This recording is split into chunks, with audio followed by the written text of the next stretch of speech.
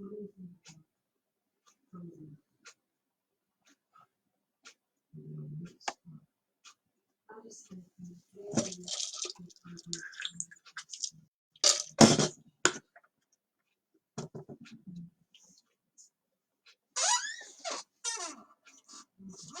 evening. This is Pastor Bob Uzzle from the Bethel African Methodist Episcopal Church in Corsicana, Texas. Today is April 19th, 2020, and it's the anniversary of a number of different events. Earlier in the evening, I talked about the fire that destroyed the Branch Davidian compound near my hometown of Waco. And tonight, that was on April 19th, 1993.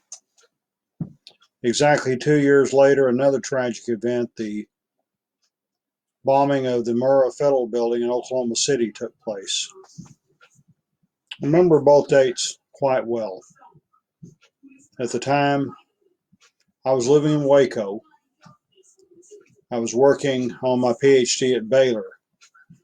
In 1993, I had completed all my classwork and I was in the process of preparing for prelims, the exams, the last thing you do before the dissertation. I managed to pass those, thank God, the following September. And by 1995, a lot of progress had been made. My dissertation was in its final stages, and I was getting ready to graduate the following month.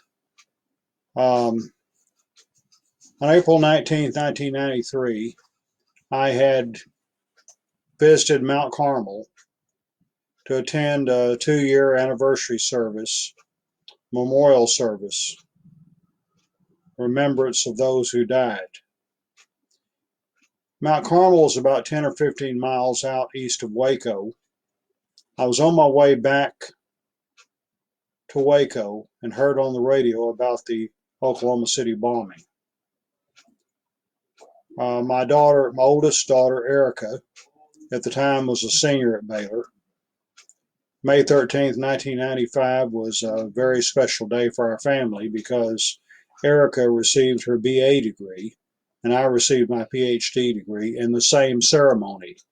The fact that we were able to walk together, march together, was just a wonderful blessing that we'll never forget. I always will thank God for that. And she was taking a course at Baylor, Women in American Religion, under Dr. Rosalie Beck, whom I'd had for Baptist history. And her term paper was on women in the Nation of Islam. I had written a master's thesis nearly 20 years earlier on the Nation of Islam, the black Muslims, and I typed that paper for her that day, April 19, 1995. Then that afternoon, in the summer seminar room, which is named after the late Dr. Ray Summers, a great New Testament scholar under whom I studied the book of Revelation, I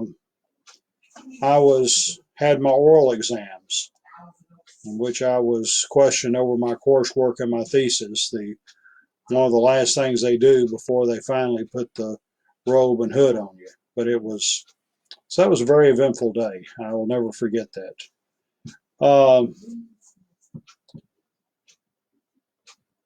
Oklahoma City was a tragedy, and in case anybody's wondering, what does Waco and Oklahoma City have to do with each other? Well, quite a bit. Timothy McVeigh had been to Waco. He was angry at what happened to the Branch Davidians. He blamed the federal government for that. He chose the second anniversary of the fire as the day to get revenge. And by the way, for 14 years, I was pastor of a church in Ennis, Texas, before I came to Corsicana. And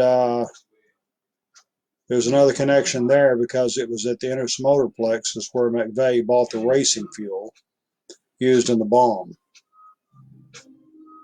That's nothing we're proud of, but it is the sad truth. And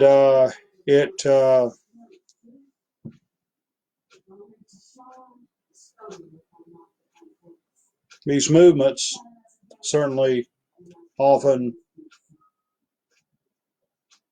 have overlapping in membership, and there's different things that draw people together because politics may make strange bedfellows. On April the 18th, 2013, I drove from Ennis to Waco.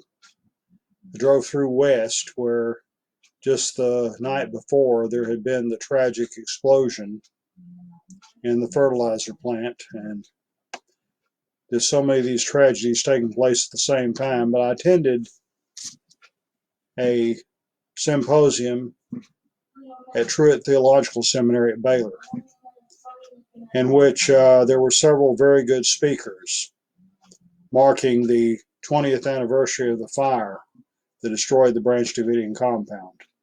And by the way, at that particular symposium, I reconnected with an old friend. I never was one of his students, not officially. I was never in his classes, but back in the 70s, Dr. Lyle C. Brown, professor emeritus in political science. I knew him from the the Journal of Church and State. He was on the editorial board. I spent time in his office, in the library, other places, talking with him, sharing with him. And when I was in the doctoral program, I would see him on campus sometimes. And then in 2013, he was 86 years old. And we reconnected and have maintained our friendship ever since. Today, Dr. Brown's 93. If he's listening, hi. He's still writing articles, editing textbooks, including Practicing Texas Politics, which has been through bukus of editions since it came out in 1970, and he's raising goats. If God allows me to live that long, I hope I can do that well. Remarkable man. But one of the speakers at the symposium was Dr. Stuart Wright from Lamar University in Beaumont, Texas. Back in 1990, for the Journal of Church and State, I did a review of his book, Leaving Cults, The Dynamics of Defection. And this was an interesting book. It dealt with some people who left certain unconventional religious movements, not who were forced out against their will, but those who left voluntarily, their reason for leaving included movements like International Society of Krishna Consciousness, better known as Hare Krishnas, the Unification Church of Sun Myung Moon, better known as the Moonies, and also the Children of God, founded by Moses David, now known as the Family of Love. But and then after the Branch Davidian crisis, I began to do much research on this particular movement that I'd known of since the 1970s. And one of several books I read was edited by Dr. Wright, Critical Armageddon in Waco, Critical Perspectives on the Branch Davidian Conflict. And then since then, I've read and reviewed another one of Dr. Wright's books, Patriots, Politics, and the Oklahoma City Bombing. And that's the one I want to deal with now. On this, the 25th anniversary of the Oklahoma City bombing.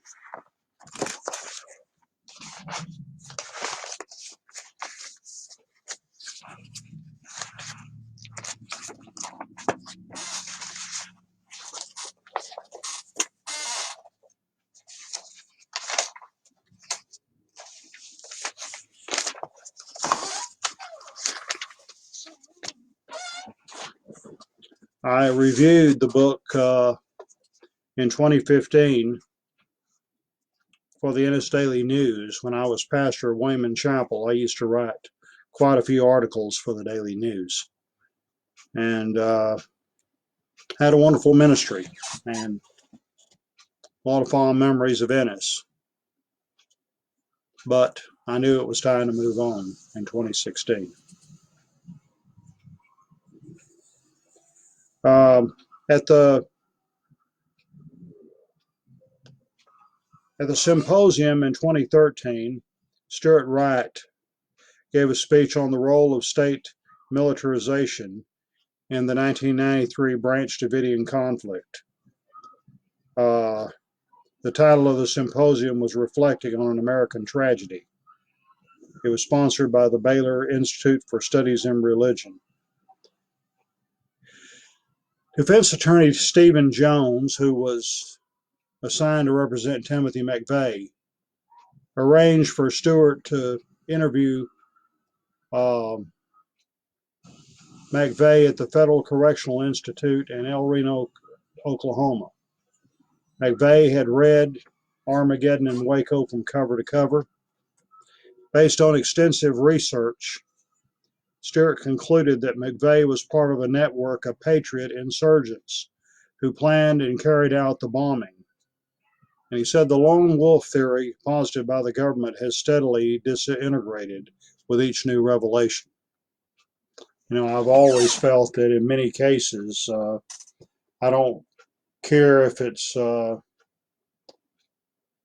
was John Kennedy, Robert Kennedy, Martin Luther King, or whoever. You may have one person who pulled the trigger, but more than likely there were other people behind it. And by the way, new revelations are coming back out now, and there's some real possibilities of reopening the investigation as to who actually was responsible for the assassination of Malcolm X in 1965. But the lone wolf theory doesn't hold water very often. Interviews reveal that Timothy McVeigh saw himself as a soldier in the war against the forces of the New World Order, that he carried out the bombing due to his anger over tighter gun laws, as well as the actions of the federal law enforcement agencies against Randy Weaver at Ruby Ridge, Idaho in August of 1992, and of course against the Branch Davidians at Waco exactly 2 years before the bombing. McVeigh, I'm getting ahead of myself here. Timothy McVeigh had been greatly influenced by the novel The Turner Diaries, a very racist novel, by the way, and the now defunct Arkansas-based Covenant Sword and Arm of the Lord, whose leaders planned to bomb the Murrah building in 1983, who were the target of a federal siege on April 19, 1985. The CSA leader, Richard Wayne Snell, was executed on April 19, 1995. He had been observed telling people at the prison that a judgment would come on the day of his death. Before he died, he heard about what happened in Oklahoma City and rejoiced that his prophecy had come true. McVeigh was a disgruntled ex-soldier who had driven a Bradley tank in Operation Desert Storm. The same type of tank was used in Waco, where he came to engage in protest. He was interviewed by a reporter from Southern Methodist University at the time. On April 19, 1993, he watched the Branch Davidian fire on television at the farm of James and Terry Nichols at Decker, Michigan, and vowed revenge. On Friday, the 13th of June, 1997, the death penalty was handed down. And the execution was carried out on June 11, 2001, exactly 3 months before the events of September 11th, shifted the focus from domestic to foreign terrorism. Was there a connection between June 11th and September 11th? There's no way to know for sure. We do know violence tends to beget more violence. And by the way, his co-defendant, Terry Nichols, was given a number of life sentences. He was, contrary to McVeigh, not in Oklahoma City at the time of the bombing. James Nichols was the older brother of Terry Nichols, and he's featured in Michael Moore's movie Bowling for Columbine. And Terry Nichols was, again, considered less responsible than McVeigh. Some of the practice of the use of explosives took place on James Nichols' farm in Decker, Michigan. And James was arrested and was questioned for a period of time, but he was eventually released. They didn't have enough evidence to tie him to the crime.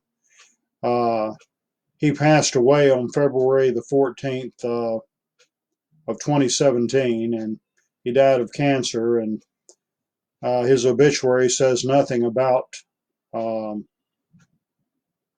his brother Terry or about the Oklahoma City bombing. The pastor who did his eulogy was connected with the Christian Identity Movement, which you can Google that. That's one of several white supremacy groups that James Nichols was involved in. And Stuart Wright's book includes much historical background. Things just don't happen out of nowhere. Nothing really takes place in a vacuum. The historical background included the farm crisis of the 1970s and 80s, the gun rights network, the rise of militias and white supremacy groups. And Stuart pointed out that the Branch Davidians had little in common with racist and anti-Semitic groups that were drawn to Mount Carmel after the initial assault. The Davidians included African Americans, Latinos, Asians.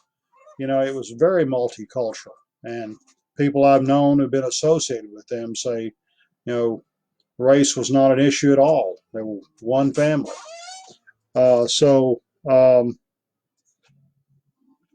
Other Davidians had visited Israel and studied with rabbis. You certainly didn't find anti-Semitism there. Some Davidians with whom I've talked also shared my interest in Kabbalah, the Jewish mystical tradition, which was the subject of my dissertation. Nevertheless, social and theological differences did not prevent McVeigh and others from seeing the burning of the compound as an act of war. Between April 19, 1993 and April 19, 1995, McVeigh had contact with many organizations. He attended at least 80 gun shows in 40 states. Now, neither Stuart Wright nor myself mean to imply that everyone who patronizes gun shows is a potential terrorist. That is totally wrong. Nevertheless, it's a fact that gun shows provide a milieu. They did provide a milieu for McVeigh to connect with like-minded persons. But it's not hard to find like-minded persons in whatever you're interested in if you know where to go. In the end, McVeigh did not achieve the martyr status he desired. And Stuart will observe that reactions to the bombing among patriot groups disclosed their underlying divisions. Hardcore patriot insurgents saw the bombing as an opportunity to further the revolution through more acts of violence. The gun lobby, determined that to protect its political viability and voice the institutional arena, condemned the bombing while carefully arguing that government gun control efforts may have provoked the desperate actions of the bombers. Other patriots turned to conspiracy theories and blamed the government for the bombing. Still others found no credible defense for bombing and dissolve their organizational ties. By 2001, the Patriot movement was a shadow of its former self. And so, by the way, I've been to Mount Carmel many times over the years. I know the Texarkana militia has a monument there to the Branch Davidians.